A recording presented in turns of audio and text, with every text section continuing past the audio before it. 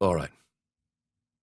Among the nebulous plots of history was the so-called German plot of 1918, under which the British government made a sudden roundup and arrested every Irish Republican leader they could lay hands on. The plot was, as has been proved since, invented simply to crush the growing power of Sinn Féin and defeat the well-organised resistance towards conscription in Ireland. The rounded-up prisoners were scattered about England in various jails, and Mr. de Valera, whose thrilling escape I am now about to relate, was imprisoned in Lincoln, away on the east coast, and far from all Irish contacts.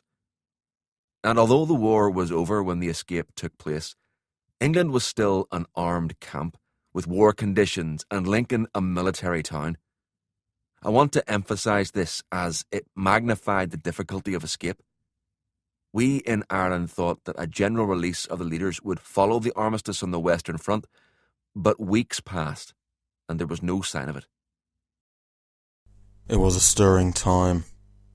History was being made outside. World War I had ended in November 1918. A general election followed. In Ireland it resulted in a Republican landslide. The first Dáil Éireann met in Dublin in the following January and adopted the Declaration of Independence. There were only 27 members present at that first meeting.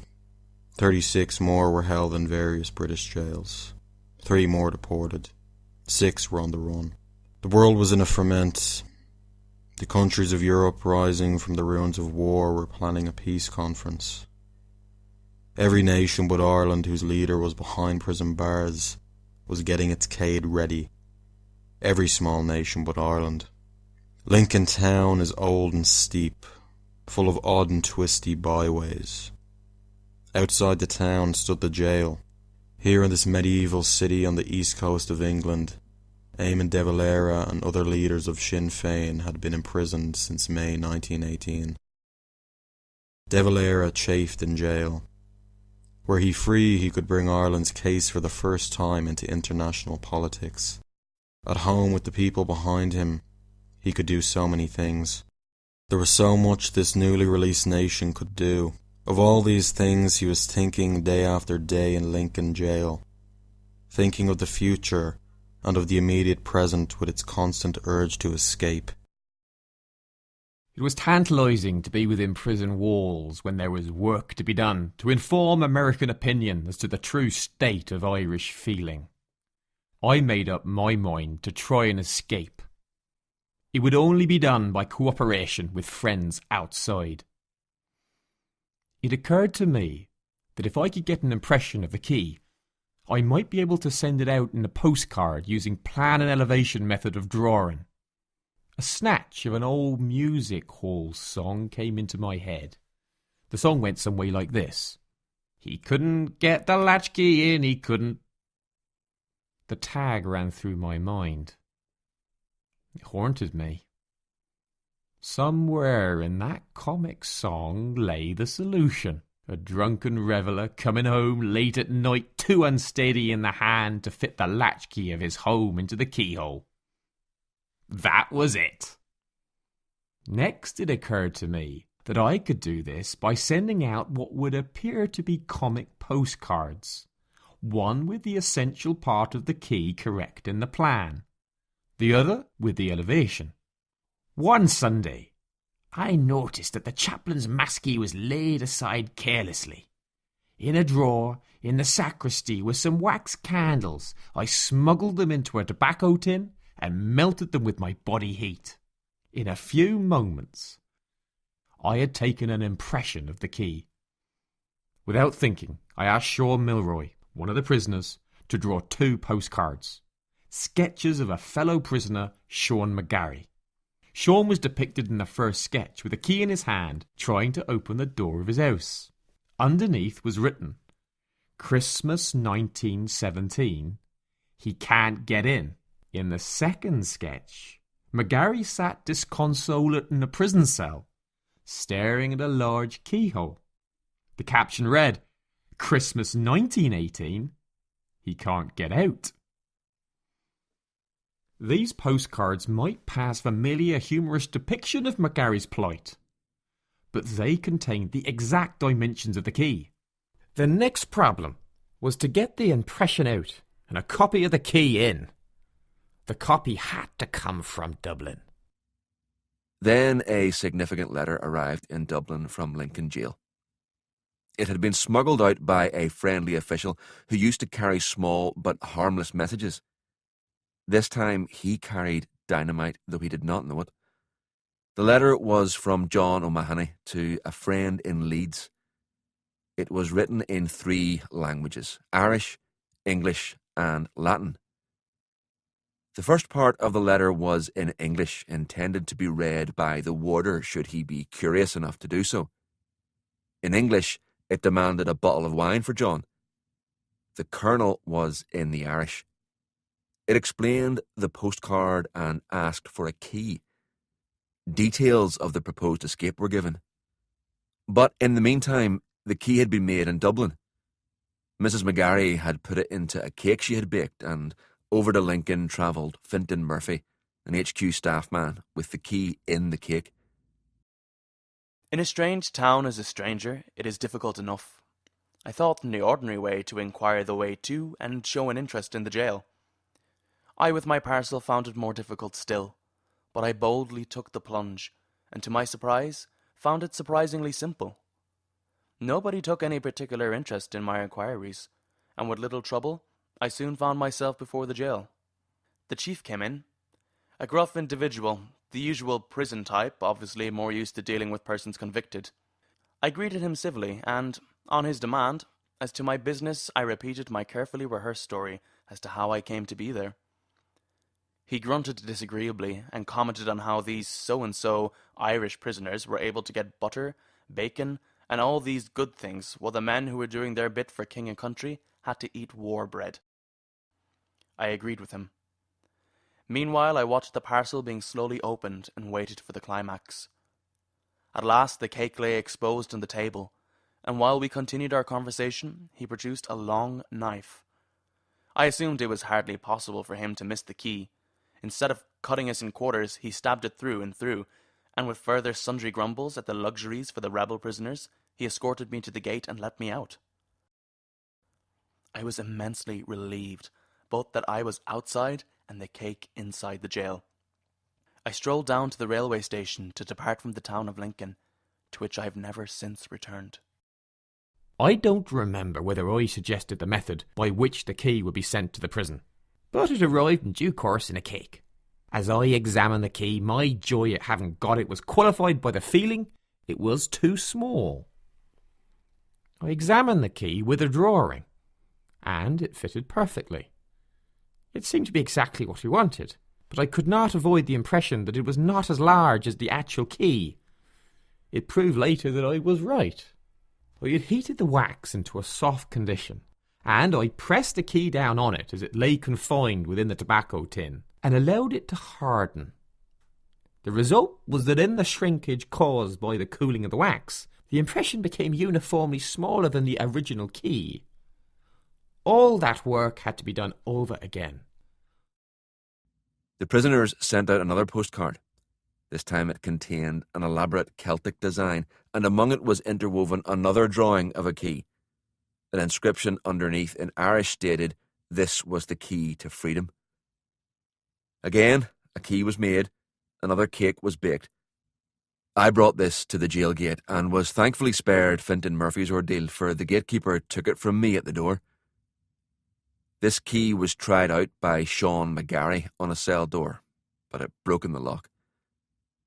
They dare not leave it there, so they prized it out hurriedly with wire before a warder came along. At this point, Boland and Collins arrived in Lincoln again. Another letter went in by the prison chaplain. It bore a code in Irish interspersed with English words. Back comes a letter from the prisoners asking for files and keys, blank keys this time. So a third cake was baked. It was Mrs. O'Sullivan who made it, and an Irish girl working in England who took it to the gate. The third cake held more hardware than raisins.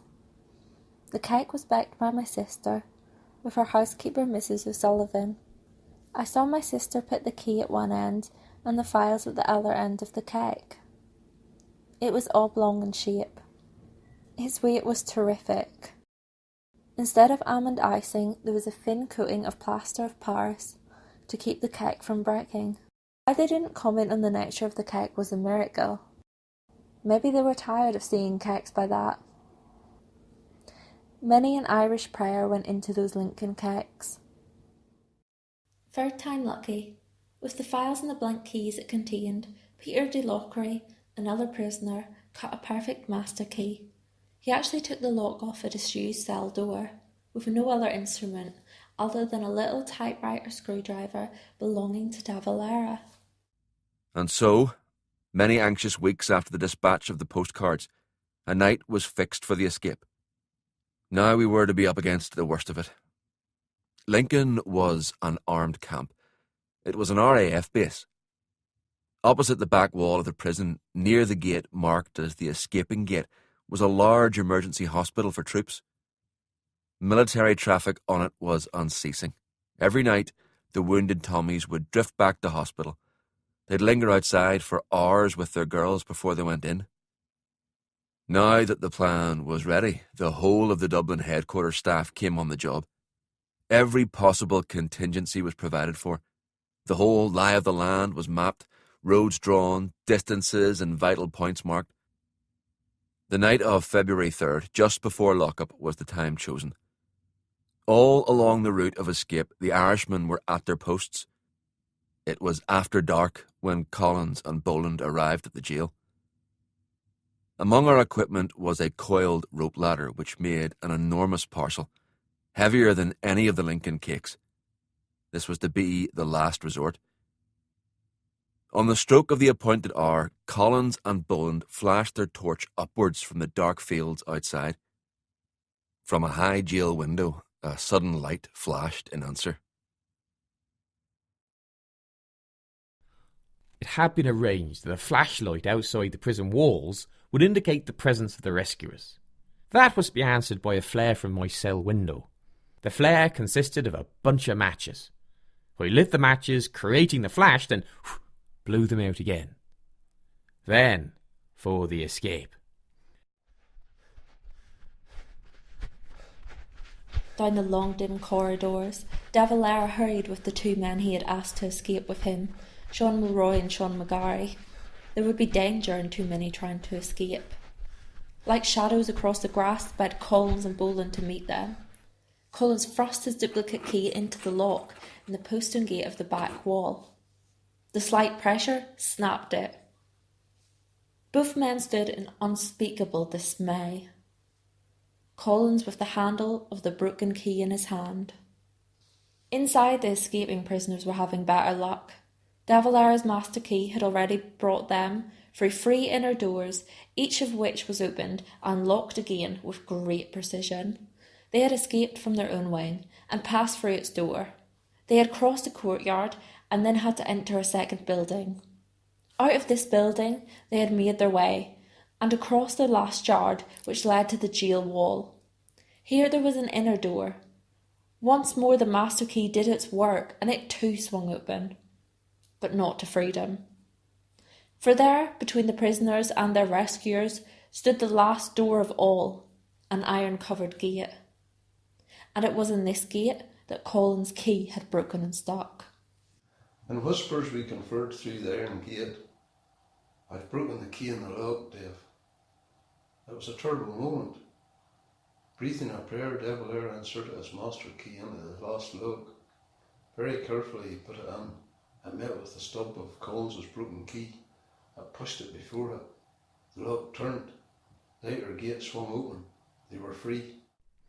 I had locked every door when I got on the outside, and was about to lock that door also, when Harry said, "You'll have to hurry up, the time is nearly up."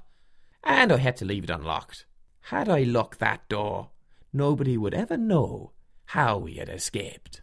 5 shadows now bore towards the 5-barred gate, which separated them from the Rugby Road. The Tommies were drifting back to hospital, lingering with their girls at the gate. There was no way out but through the groups of courting couples. As the 5 conspirators passed, the cheery Harry Borland called out, "Good night, chums." as he went by. The rest of the De Valera escape was timing and organisation. The rest of the story belongs to Mr. Donahue, who took them in the first stage to Worksop, and to Fintan Murphy, who put them in the road to Sheffield, and to Mr. Liam McMahon, who did the rest. It was much more difficult than it seems. There were heavy wartime restrictions on petrol and the use of taxis. So 3 weeks after the Lincoln jailbreak, De Valera came home by that port. But not to public acclamation. His new position of escaped prisoner prevented that. But public welcomes were no longer necessary. His amazing prison coup had already set all of Ireland aflame. Ireland aflame. Ireland aflame.